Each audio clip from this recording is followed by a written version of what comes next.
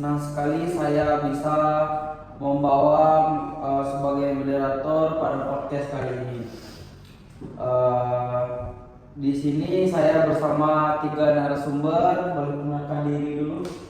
Halo teman-teman, sebelumnya perkenalkan nama saya Fahri Al-Azhar. Dan saya Louis Galvani. Dan saya Duhadi Ramadhani. Dan saya Givani April. Baik, kita langsung saja. Kalau mendengar kata radiologi, sebagian besar orang mungkin langsung berpikir tentang foto ronsen. Padahal radiologi tidak hanya itu saja. Teknologi radiologi berkembang sangat pesat berperan besar dalam membantu dokter mendiagnosis berbagai penyakit. Nah, supaya pembahasannya lebih menarik, saya sudah ditemani 3 narasumber ini. Jadi yang pertama, saya bakalan mengobrol dengan narasumber yang pertama. Kita mulai dari pertanyaan yang paling dasar. Sebenarnya apa yang ada di pikiran Anda tentang radiologi? Radiologi adalah cabang ilmu kedokteran yang menggunakan teknologi pencitraan untuk melihat organ dalam tubuh seperti tulang maupun jaringan di dalam tubuh tanpa harus melakukan operasi. Berarti radiologi ini memiliki peran yang sangat penting ya dalam membantu kesehatan. Betul sekali. Tanpa pemeriksaan radiologi, beberapa penyakit akan lebih sulit dideteksi, misalnya patah tulang, pneumonia. Baik. Kalau berbicara tentang radiologi, jenis pemeriksaan apa saja yang Bapak ketahui? Baik, kita sekarang ngobrol dengan narasumber yang kedua. Yang paling umum tentu saja foto ronsen atau sinar X. Pemeriksaan ini sering digunakan melihat kondisi tulang dan paru-paru. Kemudian ada juga CT scan yang menghasilkan gambar tubuh dalam bentuk irisan sehingga lebih detail. Ada juga MRI yang menggunakan gelombang magnet dan USG menggunakan gelombang suara. Jadi setiap alat itu memiliki fungsi yang berbeda ya, Pak? Betul. Dokter akan memilih pemeriksaan sesuai dengan kondisi pasien dan tujuan pemeriksaannya. Nah, ini sering menjadi pertanyaan di masyarakat nih. Banyak orang yang takut menjalani pemeriksaan radiologi karena khawatir dengan radiasi. Nah, sekarang kita pindah ke Bapak narator yang ketiga. Ya, memang benar beberapa pemeriksaan seperti ronsen dan CT scan menggunakan radiasi. Namun dosis radiasi yang diberikan sudah diatur sesuai standar keselamatan. Radiografer juga menerapkan prinsip ALARA, yaitu memberikan paparan radiasi serendah mungkin, tetapi tetap menghasilkan gambar yang berkualitas. Berarti pasien nggak perlu buat memikir apa yang tentang berlebihan. Ya, betul. Justru jika pemeriksaan memang diperlukan, manfaatnya jauh lebih besar dibandingkan resikonya. Selain itu, juga ada pemeriksaan seperti MRI dan USG yang sama sekali tidak menggunakan sinar X. Banyak masyarakat juga belum mengetahui siapa yang melakukan pemeriksaan radiologi. Bisa dijelaskan? Baik, pemeriksaan dilakukan oleh radiografer, yaitu tenaga kesehatan yang memiliki kompetensi mengoperasi alat radiologi. Radiografer bertugas mempersiapkan pasien, mengatur posisi tubuh agar hasil gambarnya tetap optimal. Lalu siapa yang membuat hasilnya? Hasil gambar yang dianalisis oleh dokter spesialis radiologi. Setelah itu dokter membuat laporan yang akan digunakan oleh dokter yang menangani pasien. Baik, kita selanjutnya memasuki segmen persiapan sebelum pemeriksaan. Nah, saya bertanya, kalau seseorang akan menjalani pemeriksaan radiologi, apa saja yang harus dipersiapkan?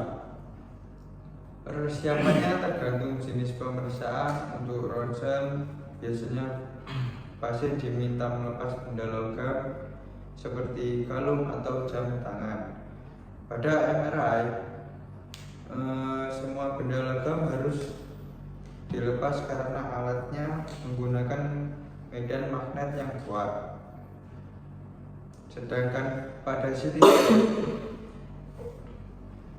pasien mungkin diminta berpuasa sebelum pemeriksaan.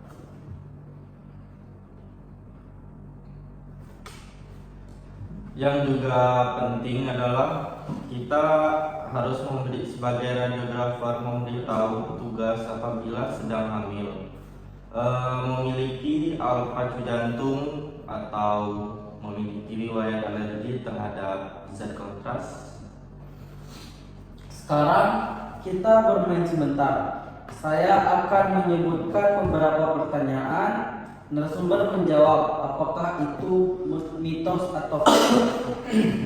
Oke, saya akan bertanya, nanti bisa angkat tangan atau secara urut. Dari saya.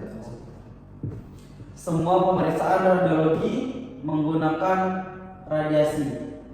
Mitos. MRI dan USG itu tidak menggunakan sinar M. Yang kedua, semakin sering di ronsen pasti menyebabkan kanker. Mitos. Jika dilakukan sesuai indikasi medis dan mengikuti prosedur keselamatan, manfaat pemeriksaan lebih besar daripada risikonya. Radiologi hanya digunakan untuk patah tulang. Itu mitos. Sebab radiologi juga digunakan hampir di semua bidang media, mulai dari penyakit paru, jantung, otak, hingga kanker. Radiologi membantu dokter menegakkan diagnosis lebih cepat. Nah, itu fakta, Pak. Karena hasil pencitraan memberikan informasi yang tidak bisa diperoleh hanya dari pemeriksaan fisik. Sebelum kita akhiri, bagaimana perkembangan teknologi radiologi saat ini? Untuk perkembangannya sangat pesat saat ini. Banyak rumah sakit menggunakan sistem digital sehingga hasil pemeriksaan bisa langsung dikirim ke dokter melalui komputer. Selain itu, mulai dikembangkan juga teknologi artificial intelligence atau AI untuk membantu mendeteksi kelainan pada gambar radiologi. Apakah AI ini akan menggantikan dokter radiologi? Belum, karena AI hanya membantu memberikan analisis awal. Keputusan akhir tetap berada di tangan dokter spesialis radiologi yang mempertimbangkan kondisi pasien secara menyeluruh. Oh, baik. Mungkin itu saja podcast kita kali ini. Tidak terasa kita sudah sampai di penghujung podcast. Sebelum kita tutup, saya ingin meminta pesan singkat dari masing-masing narasumber. Jangan takut menjalani pemeriksaan radiologi apabila memang direkomendasikan oleh dokter. Karena pemeriksaan ini sangat membantu dalam mendeteksi penyakit secara lebih cepat dan akurat. Yang kedua, Bapak narasumber yang kedua. Ikuti semua arahan dari radiografer sebelum pemeriksaan agar proses berjalan dengan lancar dan hasil gambar menjadi optimal.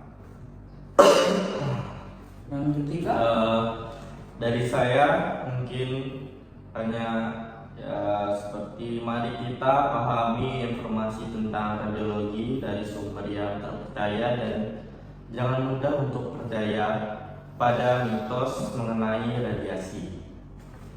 baik, terima kasih kepada ketiga narasumber atas diskusinya yang sangat menarik. Semoga podcast hari ini dapat menambah pengetahuan kita bahwa radiologi bukan hanya sekedar foto ronsen, tetapi memiliki peran yang sangat penting dalam dunia kesehatan.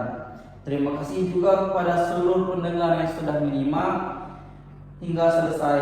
Jangan lupa menjaga kesehatan, melakukan pemeriksaan bila diperlukan, dan sampai bertemu di episode podcast berikutnya. Saya selaku moderator bersama seluruh narasumber pamit undur diri. Terima kasih. Assalamualaikum warahmatullahi wabarakatuh. Nah, asik.